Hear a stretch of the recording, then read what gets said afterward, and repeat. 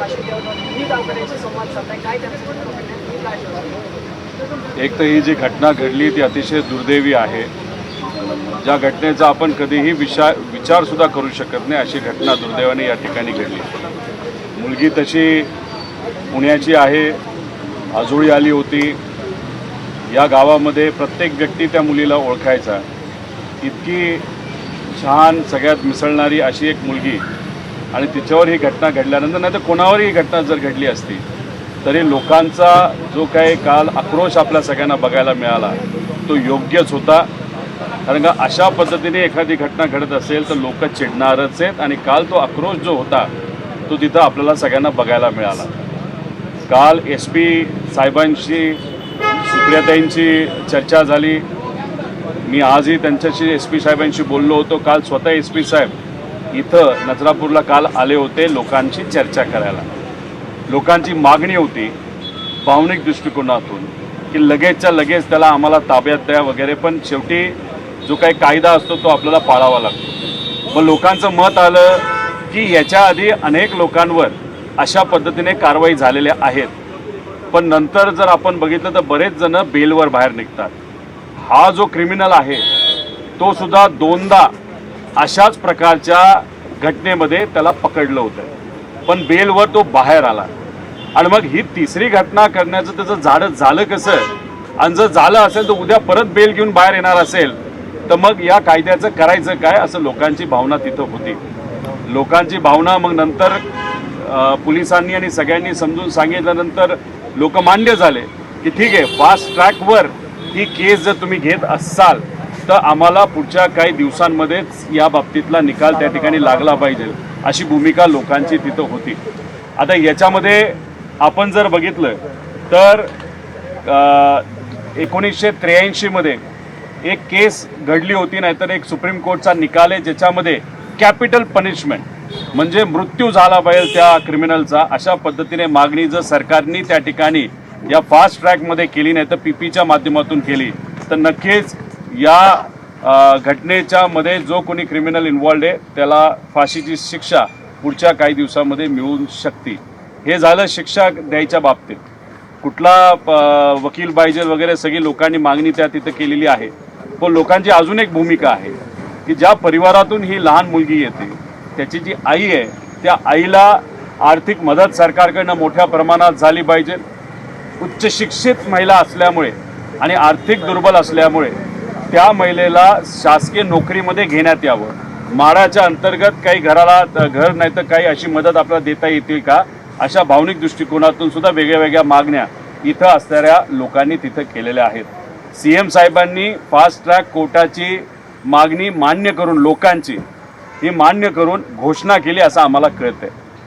पण आता फक्त याला पटपट आपल्याला काही गोष्टी कराव्या लागतील. SP साहेबांचं मत आलं की 15 दिवसामध्ये चार्जशीट ही दाखल केली जाईल आणि त्यानंतर कोर्टाच्या माध्यमातून या व्यक्तीला जो कोणी गुन्हेगार आहे त्याला तिथं शिक्षा ही होईल, अशी भूमिका SP साहेबांची आहे.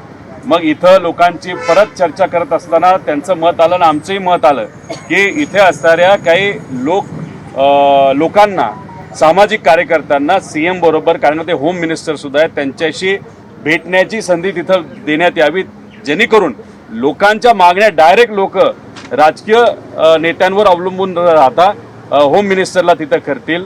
मग त्यांच्या कार्यालयाशी संपर्क साधल्यानंतर असं कळते मंगळवारची वेळ का कॅबिनेट तिथं असते म्हणून मंगळवारची वेळ तिथं मिळाली. खरं लवकर वेळ मिळाली असती तर चांगलं झालं असतं, पण हरकत नाही, लोकांनी ती मान्य केली.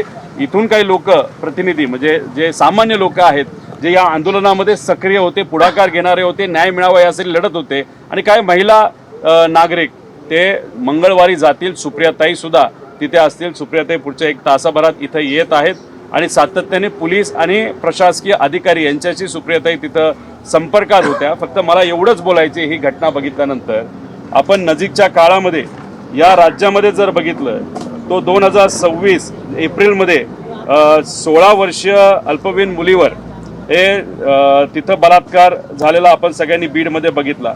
जानेवारी 26 मध्ये बदलापूरची घटना बघितली. एप्रिल 26 मध्ये बारामतीमध्ये सुद्धा एका 10 वर्षाच्या मुलीवर तिथं लैंगिक शोषण झालेलं बघितलं. आज आपल्या राज्यामध्ये दिवसाला 24 बलात्कार या घटना तिथं घडत आहेत, म्हणजे तासाला एक घटना घडत आहे. 50,000 महिलांच्या बाबतीत अत्याचार झालेले गुन्हे दरवर्षी आपल्या महाराष्ट्रामध्ये त्या ठिकाणी होत आहेत. म्हणजे कुठंतरी या महाराष्ट्रामध्ये जी काय कायदा व सुव्यवस्था पाहिजे, ज्या पद्धतीची पाहिजे, दुर्दैवाने ती त्या ठिकाणी दिसत नाही. कुठं ना कुठंतरी काही जे काही क्रिमिनल वृत्तीचे लोक आहेत त्यांना कायद्याची भीती नाही राहिली का, अशी शंका आम्हाला वाटते. त्यामुळे इथं आम्ही चर्चा करत असताना अनेक सामाजिक कार्यकर्त्यांनी मुद्दा मांडला, फास्ट ट्रॅक तुम्ही म्हणताय, कोर्टात विषय गेला तो दोनदा हा माणूस बाहेर आलेला आहे, मग उद्या जाऊन खरंच त्याला तिथं त्याच्यावर कारवाई होईल नाही तर निकाल लागेल, हे कशावरनं? आता याच्यासाठीच आपल्या सगळ्यांना माहिती असेल, महाविकास आघाडीच्या काळामध्ये लोकांच्या मागणीनुसार शक्ती कायदा आणला गेला होता आणि तो शक्ती कायदा आणल्यानंतर तो सर्व हाऊसली हा मान्य करून केंद्र सरकारकडे पाठवण्यात आला होता. फक्त केंद्र सरकारकडे तो परत एकदा महाराष्ट्राकडे पाठवला का? त्यांना ते नाव उचित वाटलं नाही असं काहीतरी आम्हाला कळलंय आणि त्याचा जो नंबर आहे तो त्यांना योग्य वाटत नाही. आणि त्याच्यात जे काही कडक कारवाई करा हे आपल्या महाराष्ट्र सरकारने सांगितलं होतं, त्याच्यामध्ये 21 दिवसामध्ये निकाल लागला पाहिजे, 21 दिवसामध्ये कारवाई लागली पाहिजे. त्याच्याचबरोबर जे काही आपले ऑनलाईन जे काही कलम असतात त्याच्याबद्दल सुद्धा काही कडक गोष्टी केल्या होत्या. पण आम्हाला असं कळालं की केंद्र सरकारचं मत न आलं, एवढं कडक केल्यानंतर खरंच तुमचा तपास होईल का अशी शंका तिथं व्यक्त केली. परत तो कायदा खाली आलाय. त्यामुळे पुढच्या काही दिवसांमध्ये एक दिवसीय कुठेतरी अधिवेशन सरकारकडनं घेण्याची भूमिका मांडली जाते. कुठल्या तरी एका केंद्रातल्या पार्लमेंटमध्ये जो डिलिमिटेशन कायदा हा खालीच झाला त्याच्या बाबतीत मला एक म्हणणं आहे की ते नंतर ठेवा, आधी पहिला शक्ती कायदा या महाराष्ट्रामध्ये लागू झाला पाहिजे. यासाठी पुढच्या काही दिवसामध्ये सरकारकडनं तिथं एक स्पेशल अधिवेशन महाराष्ट्रामध्ये घेतलं गेलं पाहिजे आणि त्यातून असा कायदा बनवा, ही आमची मागणी आहेच. पण इथं असणाऱ्या प्रत्येकाची मागणी, चर्चेत सुद्धा मुलं आणि खास करून युवा वर्ग बोलत होता, कायदाच असा बनवा की लोक तिथं घाबरले पाहिजे. त्यामुळे तो शक्ती कायदा आणण्यासाठी एक स्पेशल सिटिंग सेशन या महाराष्ट्रामध्ये झालं पाहिजे अशी आमची या आजच्या दिवशी लोकांची चर्चा केल्यानंतर या ठिकाणी मागणी आहे. दादा, या प्रकरणामध्ये आरोपी जो आहे त्याला जर प्रतिबंधक कारवाई केली असती तर हा गुन्हा घडला नसता. आरोपी अशा पद्धतीनं अनेक गुन्हे यापूर्वी देखील केला होता, परंतु पोलीस कुठंतरी या सगळ्यामध्ये कमी पडतात का? काय चर्चा होत असताना पोलिसांकडनं सांगितलं आलं की आम्ही 5 वर्ष मागे जातो.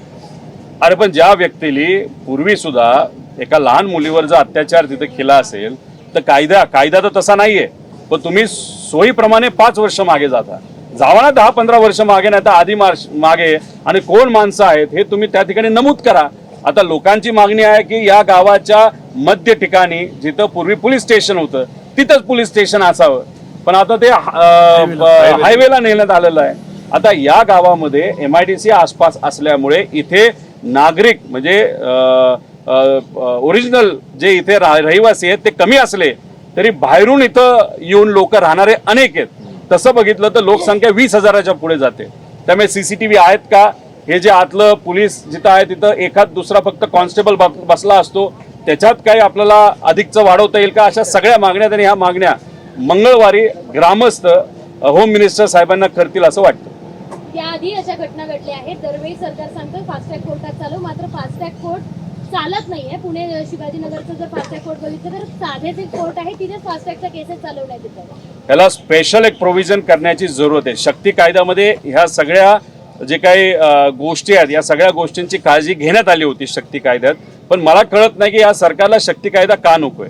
शक्ती कायदा लागू जर झाला तर सर्वच विषय संपणार आहे. आता काय होतं, इथं आपल्याला मागणी करावी लागते फास्ट ट्रॅक, पण पॉस्को आणि महिलांच्या कुठल्याही गुन्ह्याच्या बाबतीत एखादी घटना अशी घडली तर शक्ती कायद्याच्या अंतर्गत एक स्पेशल ऍक्ट आहे की ज्याच्यामध्ये या केसेस स्पेशली घेतल्या गेल्या पाहिजे.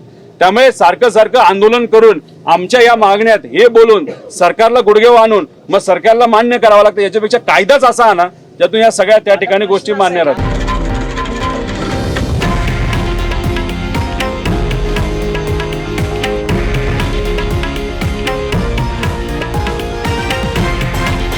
हे आहे देशातील नंबर 1 न्यूज नेटवर्क आणि आपण पाहत आहात TV9 मराठी, एकमेव.